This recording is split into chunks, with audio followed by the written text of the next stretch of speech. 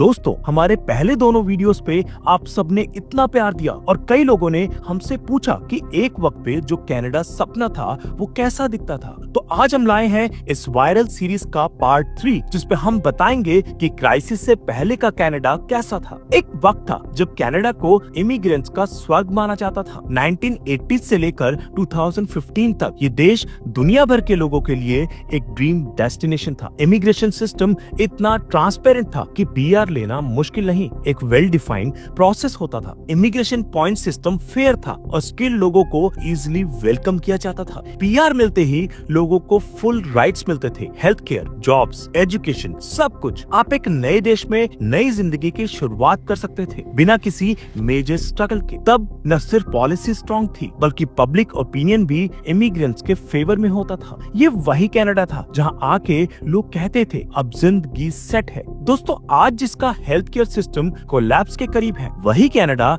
एक वक्त दुनिया के बेस्ट मेडिकल मॉडल्स में से एक माना जाता था। फ्री, एक्सेसिबल और वर्ल्ड क्लास सर्विसेज इस देश की पहचान थी। कनाडा का यूनिवर्सल हेल्थ केयर सिस्टम सिर्फ कागज पर नहीं, ग्राउंड रियलिटी में भी काफी स्ट्रॉन्ग था। एक समय था जब डॉक्टर के पास जाने के लिए महीनों का वेट नहीं होता था। आपको फ्लू हो, कैंसर स्क्रीनिंग चाहिए हो या सर्जरी, सब कुछ टाइमली, प्रोफेशनल और फ्री मिलता था। हॉस्पिटल्स में क्लीनलीनेस, डिसिप्लिन और क्वालिटी काफी हाई थी। कनाडा की हेल्थ केयर रैंकिंग WHO और UN जैसे ग्लोबल इंस्टीट्यूशन की रिपोर्ट्स में टॉप 10 में आती थी। इमिग्रेंट्स ये सोचकर आते थे कि यहाँ बीमारी का मतलब सिर्फ रिकवरी होगा, बैंकरप्ट होना नहीं। पब्लिक का ट्रस्ट सिस्टम पर इतना था कि प्राइवेट हेल्थ केयर का कॉन्सेप्ट ही रेयर था और ये सब मिलता था बिना इंश्योरेंस के प्रीमियम भरने के, बिना कॉर्पोरेट हॉस्पिटल्स के परेशानी के। ये वही कनाडा था जहाँ हेल्थ केयर एक बेसिक राइट माना जाता था, ना कि प्रिविलेज। दोस्तों, क्राइसिस से पहले कनाडा सिर्फ एक इमिग्रेशन फ्रेंडली कंट्री नहीं था बल्कि दुनिया की टॉप क्वालिटी एजुकेशन सिस्टम का भी एक शाइनिंग स्टार था। 2000s के दौरान कैनेडियन यूनिवर्सिटीज की रेपुटेशन ग्लोबल लेवल पर हार्वर्ड और ऑक्सफोर्ड जैसे इंस्टीट्यूशंस के बराबर मानी जाती थी। University of Toronto, McGill, University of British Columbia, इन सब की डिग्री दुनिया भर में हाईली रिस्पेक्टेड थी। और सबसे खास बात ये थी कि ट्यूशन फीस कंपैरेटिवली लो थी। इंटरनेशनल स्टूडेंट्स को स्टडी प्लस वर्क का परफेक्ट कॉम्बो मिलता था। एजुकेशन के बाद पोस्ट ग्रेजुएशन वर्क परमिट और पीआर मिलने का क्लियर पाथवे था। स्कॉलरशिप भी अवेलेबल थी और गवर्नमेंट अपने एजुकेशन बजट को सीरियसली लेती थी। तब न कॉलेज फीस से स्टूडेंट्स की कमर टूटती थी, ना ही उन्हें पार्ट टाइम जॉब्स के लिए डेस्पिरेशन होती थी। आज जहाँ स्टूडेंट्स डिप्रेशन और फाइनेंशियल प्रेशर में हैं, वहीं पहले ये माना जाता था कि अगर कनाडा में पढ़ लिया तो दुनिया में कहीं भी सेटल हो सकते हो। ये वही कनाडा था जहाँ एजुकेशन सिर्फ डिग्री नहीं, एक प्रॉमिसिंग फ्यूचर का टिकट होती थी। दोस्तों, एक वक्त था जब कनाडा की इकोनॉमी दुनिया के मोस्ट स्टेबल और रैपिडली ग्रोइंग इकोनॉमीज में गिनी जाती थी। 2005 से लेकर 2015 तक कनाडा का जीडीपी ग्रोथ कंसिस्टेंटली 2.5% से 3.5% के बीच रहा करता था, जो किसी डेवलप्ड कंट्री के लिए काफी इम्प्रेसिव फिगर है। अनएम्प्लॉयमेंट रेट सिर्फ 5 to 6% था और यूथ एम्प्लॉयमेंट भी स्टेडी था। स्टूडेंट्स को ग्रेजुएशन के बाद अच्छे पैकेजेस मिलते थे और स्किल्ड इमिग्रेंट्स को जॉब मार्केट खुला मिलता था। अल्बर्टा, ओंटारियो और ब्रिटिश कोलंबिया जैसे प्रोविंसेस में ऑयल, माइनिंग और टेक सेक्टर्स बूम पर थे। ऑयल प्राइसेस तब हाई थे और कनाडा अपनी नेचुरल रिसोर्सेज एक्सपोर्ट करके काफी रेवेन्यू कमा रहा था। गवर्नमेंट स्पेंडिंग भी बैलेंस थी, इसलिए पब्लिक डेट कंट्रोल में था। इकोनॉमी डाइवर्सिफाई कर रही थी, सिर्फ नेचुरल रिसोर्सेज नहीं, टेक और सर्विस इंडस्ट्री भी ग्रो कर रही थी। लोग कहते थे अगर तुम में स्किल्स हैं तो कनाडा तुम्हें ग्रो करने का फुल मौका देगा। आज जहां लोग सर्वाइवल के लिए स्ट्रगल कर रहे हैं, वहीं एक वक्त था जब यहां आके लोग जेन्युइनली प्रॉस्पर करते थे। दोस्तों, आज जहां लोग एक 1 बेडरूम फ्लैट के लिए $2500 रेंट दे रहे हैं, एक वक्त था जब कनाडा का रियल एस्टेट सेक्टर स्टेबिलिटी और अफोर्डेबिलिटी का सिंबल माना जाता था। 2000s और अर्ली 2010s में मिडिल क्लास फैमिलीज आसानी से अपना घर खरीद लेती थी बिना किसी लाइफ टाइम बर्डन के। मॉर्गेज इंटरेस्ट रेट्स लो थे, डाउन पेमेंट पॉलिसीज फ्लेक्सिबल थी और गवर्नमेंट सब्सिडीज भी मिलती थी। 2010 में टोरंटो जैसे बड़े शहरों में भी 2 बेडरूम अपार्टमेंट $200,000 के आसपास मिल जाता था। आज वही प्रॉपर्टीज $1 मिलियन क्रॉस कर चुकी हैं। तब होम ओनरशिप रेट 70% के ऊपर था। लोग 5 से 10 साल के अंदर अपना ड्रीम होम ले लेते थे। रियल एस्टेट मार्केट स्पेक्युलेटिव नहीं था, इन्वेस्टमेंट की बजाय रहने के लिए घर लिया जाता था। आज जहाँ लोग 30 साल का लोन लेके भी स्ट्रेस में हैं, वहीं पहले लोग कहते थे कनाडा जाओ, अपना घर लो और जिंदगी सेटल करो। घर सिर्फ एक प्रॉपर्टी नहीं, एक सिक्योर फ्यूचर की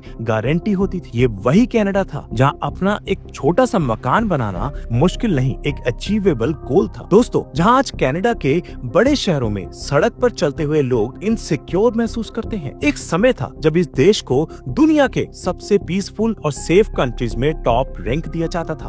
वैंकूवर, कैलगरी, ओटावा जैसे शहर क्राइम फ्री जोन जैसे लगते थे। तब अकेले ट्रैवल करना, रात को वॉक पे जाना या पब्लिक ट्रांसपोर्ट यूज करना, सब कुछ बिना डर के होता था। गन्स और वायलेंट क्राइम्स सिर्फ टीवी पे दिखते थे, ग्राउंड रियलिटी में नहीं। ड्रग एडिक्शन और रैंडम असॉल्ट्स के इंसिडेंट्स बहुत ही रेयर हुआ करते थे। कनाडा का लीगल सिस्टम स्ट्रॉन्ग था और पुलिस पर पब्लिक का ट्रस्ट काफी हाई था। बच्चों के स्कूल से लेकर सीनियर सिटीजन्स के हेल्थ केयर तक हर चीज में सिक्योरिटी का एश्योरेंस था। दुनिया भर के लोग कनाडा इसलिए पसंद करते थे क्योंकि ये एक काम, कंपोज्ड और सिक्योर एनवायरनमेंट ऑफर करता था। तब लोग कहते थे कनाडा में सिर्फ सेफ नहीं हो, मेंटली भी रिलैक्स्ड हो, और ये रिलैक्स लाइफ ही तो सबको अट्रैक्ट करती थी। दोस्तों, आज जहां सोशल मीडिया पर इमिग्रेंट्स को ब्लेम किया जा रहा है, एक समय था जब कनाडा को दुनिया का मोस्ट इंक्लूसिव और मल्टीकल्चरल देश माना जाता था। यहाँ हर कल्चर, हर रिलीजन और हर कम्युनिटी का खुले दिल से स्वागत होता था। 1988 में आई मल्टीकल्चरलिज्म पॉलिसी ने कनाडा को लीगली एक ऐसा देश बनाया जहाँ डाइवर्सिटी को सेलिब्रेट किया जाता था, टॉलरेट नहीं। साउथ एशियंस, चाइनीज, अफ्रीकन्स, अरब, सबको यहाँ बराबरी मिलती थी और किसी को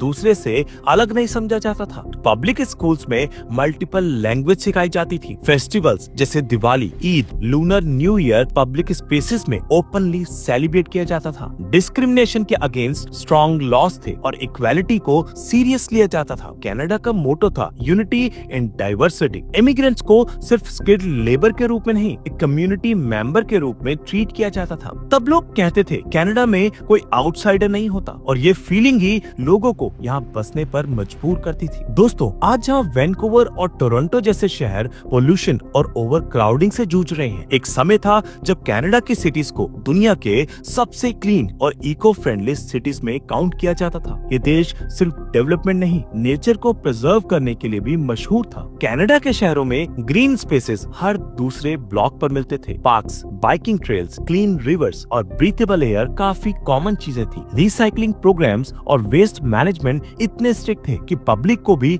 एनवायरमेंटली अवेयर रहना पड़ता था। गवर्नमेंट हर नए कंस्ट्रक्शन में कार्बन एमिशन को ध्यान में रखती थी। Electric public transport, walking friendly zones और जीरो लिटर पॉलिसीज काफी सक्सेसफुल थी। प्लास्टिक बैन और water saving initiatives daily life का पार्ट बन चुके थे। और सबसे खास बात, ये सब सिर्फ पॉलिसी लेवल तक सीमित नहीं था। लोग इस लाइफस्टाइल को एक्सेप्ट करते थे, फॉलो करते थे। तब लोग कहते थे कनाडा जैसा क्लीन और ग्रीन एनवायरनमेंट कहीं नहीं। नेचर और मॉडर्निटी का ऐसा बैलेंस सिर्फ वही देश दे रहा था। दोस्तों, आज जहाँ कनाडा की पॉलिटिक्स में अनसर्टेनिटी और पब्लिक डिस्ट्रस्ट बढ़ता जा रहा है, एक समय था जब यहाँ की लीडरशिप को दुनिया भर में एडमायर किया जाता था। कनाडा एक पॉलिटिकल स्टेबल, मैच्योर और विजनरी लीडरशिप का मॉडल माना जाता था। स्टीफन हार्पर के कंजर्वेटिव रूल हो या जस्टिन ट्रूडो के अर्ली लिबरल ईयर्स, दोनों फेजेस में पब्लिक ट्रस्ट सिस्टम पे बना हुआ था। पॉलिसीज प्रिडिक्टेबल होती थी, डिसीजंस ट्रांसपेरेंट होते थे और गवर्नमेंट अकाउंटेबिलिटी स्ट्रॉन्ग थी। लोग बजट सुनते थे तो उन्हें लगता था हाँ,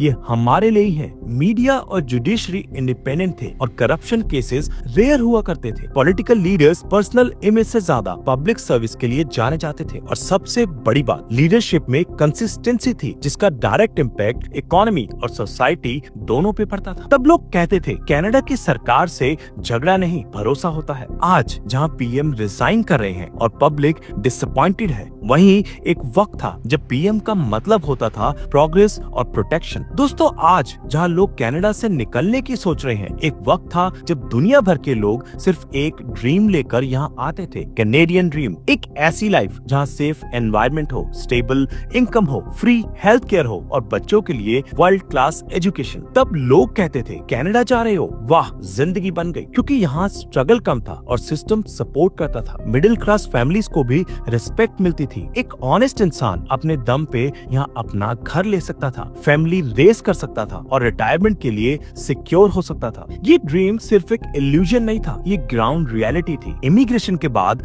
लोगों का लाइफ जेन्युइनली बेटर होता था, जॉब सेटिस्फेक्शन, मेंटल पीस और कम्युनिटी सपोर्ट मिलता था। आज जिस कनाडा को हम कोलैप्स के एज पर देख रहे हैं, वही कभी एक परफेक्ट बैलेंस का देश था, जहां दुनिया भर के लोग सिर्फ रहने नहीं, जीने के लिए आते थे। और इसीलिए इस देश की गिरावट इतनी शॉकिंग लगती है। दोस्तों, अगर आपको वीडियो में दी गई इन्फॉर्मेशन पसंद आई हो तो वीडियो को लाइक करें, अपने दोस्तों के साथ शेयर करें और हमारे चैनल को सब्सक्राइब करना न भूलें।